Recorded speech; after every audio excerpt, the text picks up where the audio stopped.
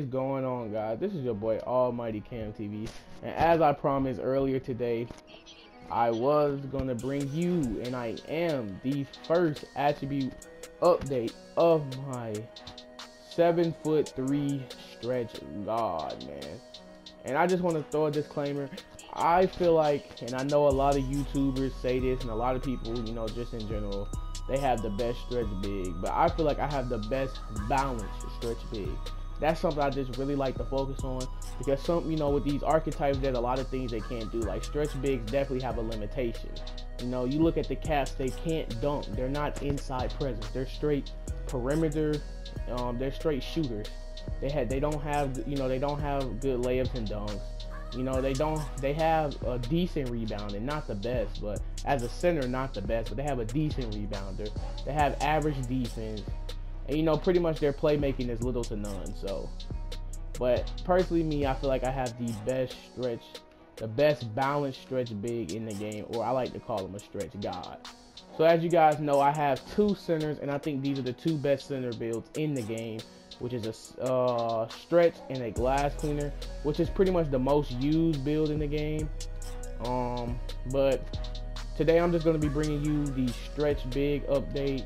I'm not for sure when I'm going to bring out the glass, but I just know, because I know I use this player a lot, it's going to be in a lot of my videos. And I know a lot of you guys are going to be asking me, you know, what is my build in the comment section and all my videos. So without further ado, let's go ahead and get it started. So go ahead and screenshot if you wanted these attributes. Just to let you know, he is 7'3", 226 pounds, max shoulder width, and max wingspan. Now, I made him max shoulder width and max wingspan just so he can be able to definitely snag those boards, and he will have the best defense as possible. By him, you know, not having the best defensive stats, that long reach can help him contest shots, whether it's on a big man or a little dude, and he can also be able to compete with glass cleaners snagging those boards, because not every glass cleaner in this game is good.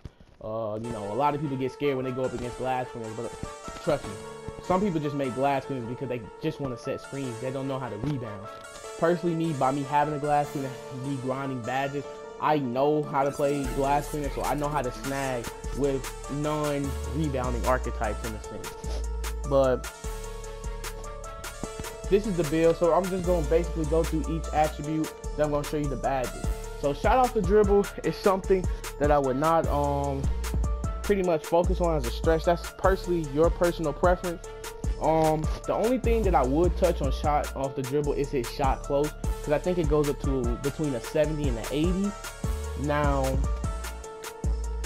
that's personally up to you. I mean, I balance my stretch big. I model my stretch big off of like people like Kevin Love, DeMarcus Cousins, Joel Embiid, Zach Randolph, Mark Gasol, Karl-Anthony Towns, Porzingis, and many more, man. Even Enes Kanter, and I'm a Thunder fan, so you know how to bring Thunder in there.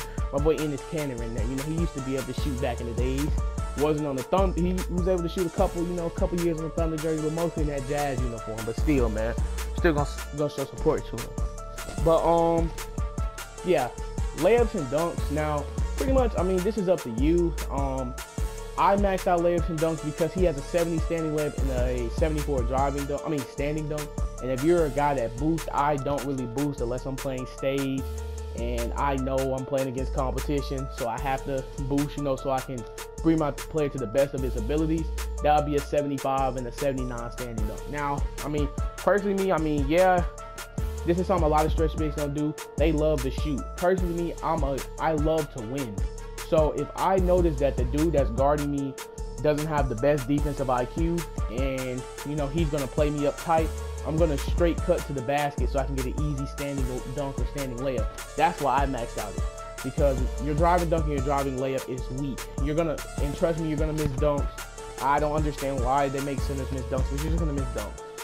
Mid-range and three-pointer. Now, three-pointers are definitely maxed out, and I just want you to know, stretch bigs are king of the set shot, yo.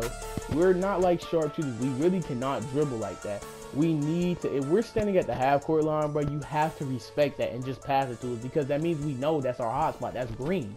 There's been several times I've been playing whether it's with randoms or even with my friends, and they're like, why you standing all the way out there? I'm like, bro, just trust me. They pass it to me, I green it, or I make it. I'm not gonna say I green it all the time, but I make it. We're not like sharpshooters. We can't dribble all around the court and throw up a shot and yeah, it's green.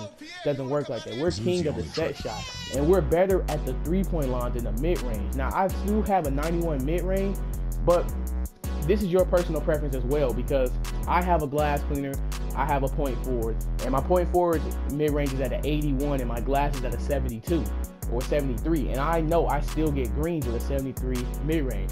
So this is a lot of controversy that a lot of people have. Why do you max out your mid-range if you can green with a non-shoot, like a quote-unquote non-shooting archetype?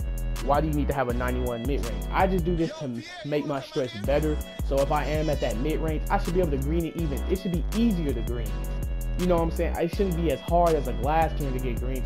If I can easily green with a glass cleaner, I should be killing it at the mid-range with a stretch big.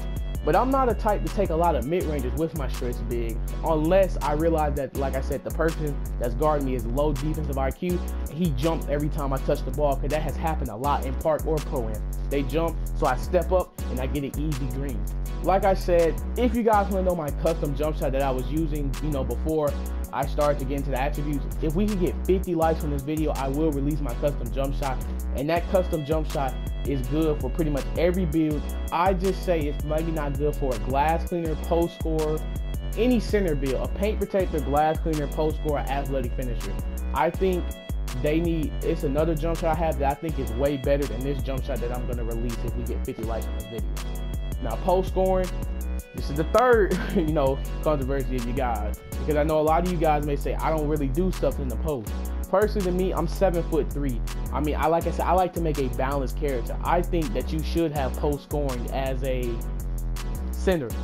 To me, because what happens if you're playing the center position, sometimes you're supposed to be in the hole, because if your teammates shoot. So if they accidentally pass you the ball, it's 5 seconds left on the clock. What you gonna do? You gonna bag up and shoot a three, or you gonna try to take the post shot, or you're gonna try to draw a foul. So at least with this 73 post fadeaway, post hook, and post control, and I know how to do post moves, I can at least have a 73% chance that I'm gonna make the shot. Now, do I green most of my post shots? Yes, because I don't take a lot of post shots. I don't like to really stay in the paint unless I'm taking a dunk or I'm boxing out for the rebound. And once I get the rebound, I'm straight putting it back in the hole. I don't dribble back out.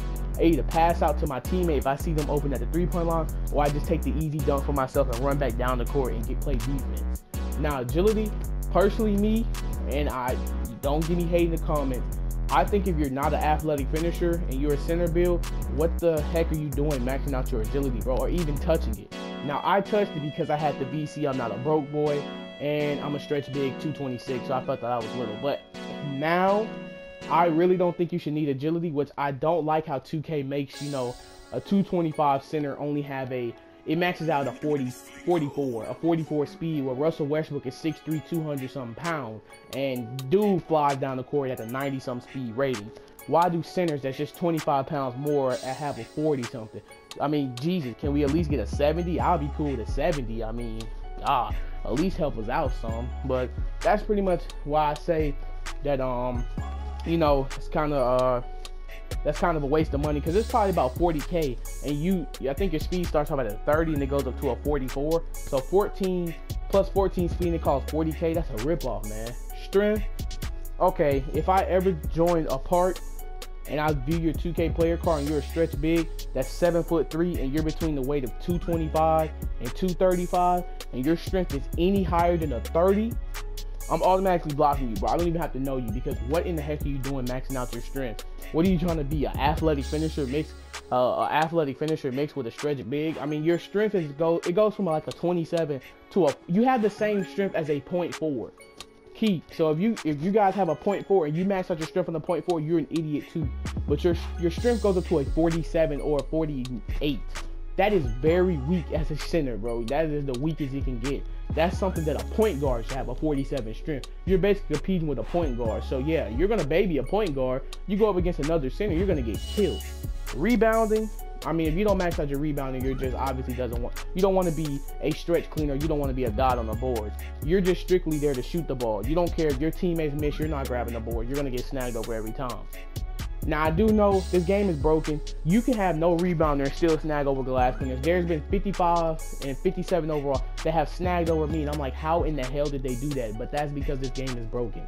Playmaking, fourth controversy. Some of you guys want to max out your playmaking. Personally, me, I love my leather grade, and I am a good IQ person on the offensive end. If I grab the defensive rebound, whether it's in park or pro-am, and I see one of my boys running down the court, at all of my might, I'm going to try to pass the ball to them. I'm not going to try to be a douche and take the ball up the court unless I'm just playing around because it's 18 to like 8.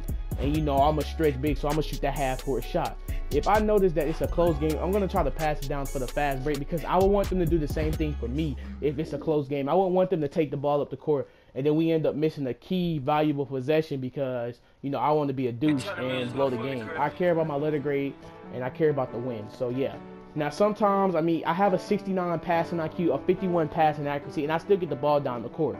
Now, sometimes, you know, sometimes it'll do that animation where it goes out of bounds, and I get pissed because the dude is right there, but that's just 2K for you.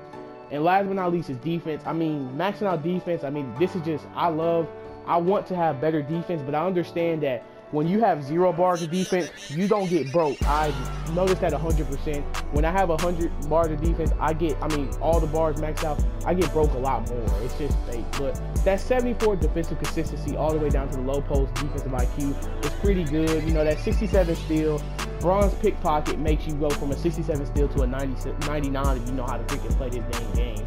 And that 76 block is killer too. You seen my last video when I grabbed block button. If you didn't see my last video, go check it out, man. The link will be in the description. Okay. So I have 33 total badges, 20 of them on bronze, and I have all of my badges for this stretch big Hall of Fame. Now, don't worry about the purple or the blue badge. I'm not gonna really go into those, but if you want to know how to get any of the badges that are in bronze or that are in that amethyst color, just leave a comment below in the comment section of what badge you want me to go over that I only have explained and only have in here. Don't mention another badge that I don't have. And I'm 100% sure I know how to get every single badge that I do have because I grind my own characters. I don't pay nobody to grind, or I get all of my badges myself. So I know how to get every single badge, all 25 badges that I do have. So first off, it's the stretch big pro badge. I mean, I think honestly this is stretch big, sharpshooter, lockdown defenders, and paint protectors. Those are the 4 easiest grand badges to get in this freaking game because all you have to do is shoot for a stretch and a sharp. You just have to shoot and make. Now, we're going to start off, we got drop stepper, post spin technician, putback king, relentless finisher, teardropper, Hall of Fame catch and shoot, Hall of Fame corner specialist, Hall of Fame deep range dead eye, Hall of Fame limitless range, Hall of Fame pick and popper, difficult shots, mid-range dead eye, tireless scorer, ankle breaker, break starter, flashy passer, lob city passer, pick and roll maestro, hustle rebounder, pickpocket, rim protector, brick wall bruiser, lob city finisher, and last but not least, one-man fast break guy. And another thing I want to show you also, which is going to allow your stretch big to be a god, or even you sharpshooters or anybody in general, is this right here, your shot chart. Now you see everything in here is flaming red besides little one area right here, and that's 47 for 79.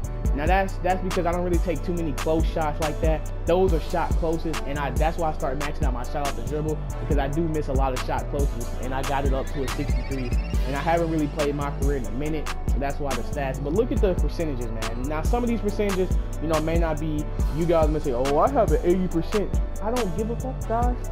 I mean, I don't really care. I mean, yeah, good. You have an 80% and you still missing the point and you're going to be screaming. I mean, these are actually good percentages because in the NBA, these are God percentages. So, you know, shut up. But yeah. See, I'm shooting. This is something that you need if you guys want to know why you brick in certain spots, because I brick a lot in the corner. And I don't understand why, because I have a 60 and a 57% in both corners. That's actually not bad. But I think it's because of my jump shot. And sometimes it's mostly in pro-am that I miss. And I think it's because of how the way they pass me the ball. I can't move, because if you move, you go instantly out of bounds. I don't like that animation. And most times if you stay still, it's going to make you miss it because the dude's contesting you. So most times when they throw that pass, like you're on the run and you have to press square to stop and shoot, because if you take too long, the dude's going to contest you and it's going to make you take a fadeaway. And more than likely you're going to airball, unless, you know, you just got a magical jump shot or you just